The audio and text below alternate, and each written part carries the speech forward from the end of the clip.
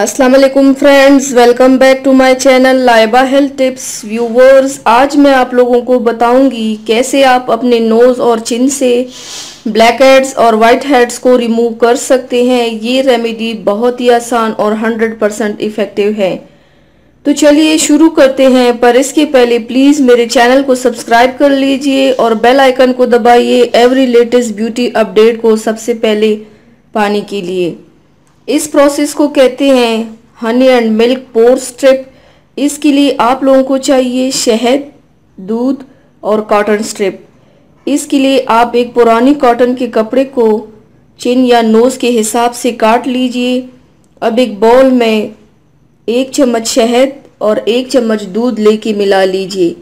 अब इस मिक्सचर को 10 से 15 सेकेंड के लिए डबल बॉयलर प्रोसेस से हीट कीजिए। शहद और दूध दोनों ही स्किन के लिए बहुत ही बेनिफिशियल हैं। शहद में एंटीबैक्टीरियल प्रॉपर्टीज होता है, साथ ही दूध में मौजूद लैक्टिक एसिड स्किन को फेयर, सॉफ्ट और ग्लोइंग बनाता है।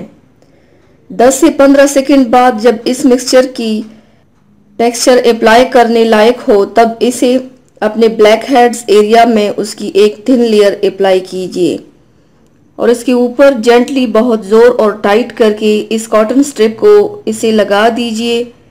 अब इसे सूखने के लिए 20 से 30 मिनट तक छोड़ दीजिए। 20 से 30 मिनट बाद इस स्ट्रिप को पील ऑफ केयरफुली कर लीजिए, यानी कि आराम से उतार दीजिए और फिर ठंडे पानी से धो लीजिए। फाइनली अपनी स्किन को मॉइस्चराइज कर लीजिए। ऐसा आप कुछ हफ्तों तक 2 से 3 बार कीजिए।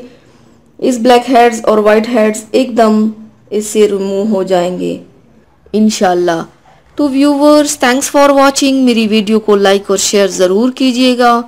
मिलते हैं एक और नई वीडियो में, तब तक के लिए अल्लाह हाफिज़।